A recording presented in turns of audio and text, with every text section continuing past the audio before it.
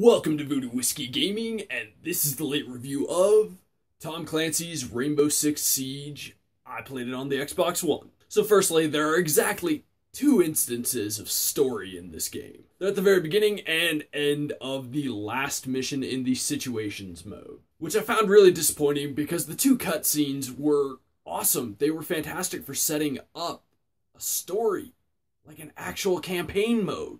The rest of the Situations mode is varying scenarios on different maps.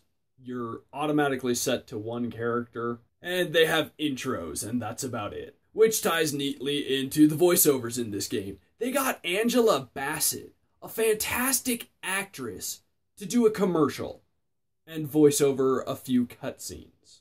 Okay, more like 12 cutscenes, but nonetheless, kind of a waste of her talent.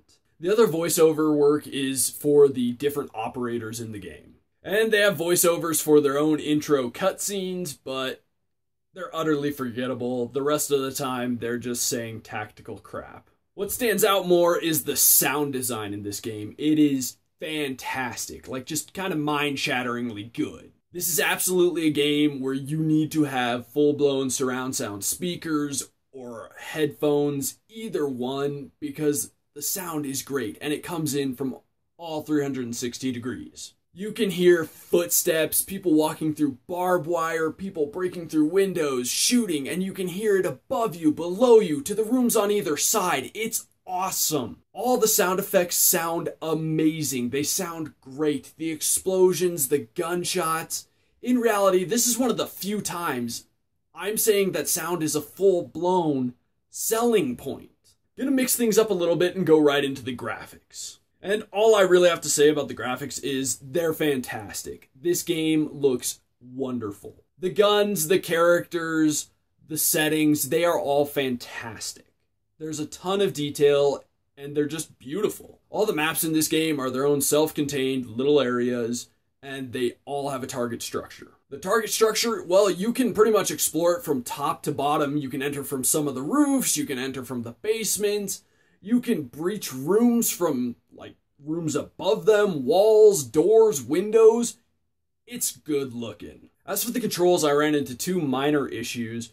First off, the controls aren't entirely intuitive, just specifically the leaning ability, but once you've mastered it, it works great. The only other problem I had with the controls was sometimes I would try to reload and the game would be really pissy about reading my press of the reload button, specifically when I was aiming down my sights. As for the gameplay, there's no campaign.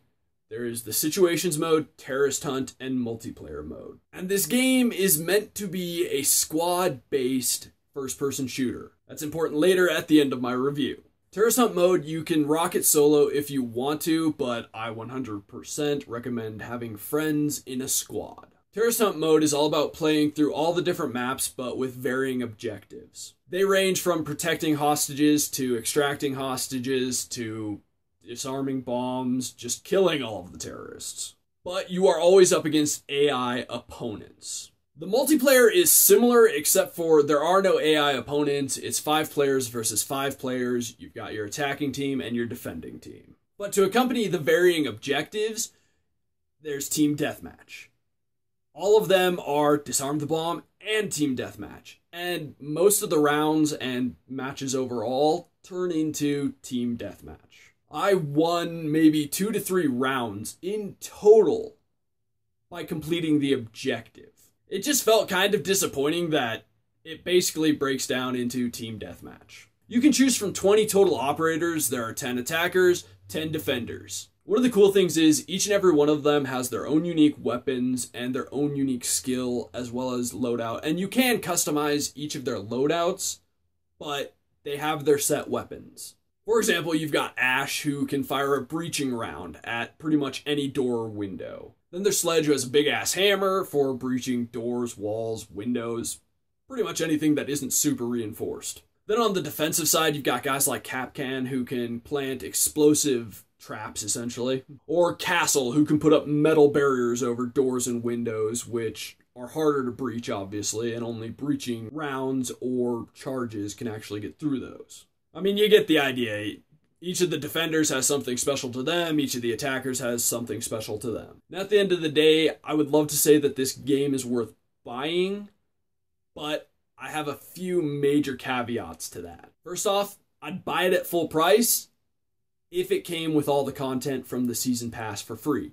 Because the content that actually comes on the disc, well, it's just not worth full price. Or I would buy it without the season pass for free if the game was anywhere between 30 to 50% off. But the one thing that is absolutely necessary for buying this game is that you have like 2 to 3 friends who are also buying this game. Like I said, it's a squad-based game. And I found that through the matchmaking, about 90% of the people either don't have their headsets on, or they just have no interest in working as a team. And obviously, neither of those are useful in a squad-based game. The most fun I had was when I was either playing with my friends, or when I got into a match where 2 to 3 of the other players had their headsets in and were willing to actually work together. Those are my conditions for buying it, and right now, I just don't see it being worth the full price. So I would say rent it, play it for a week, maybe wait till they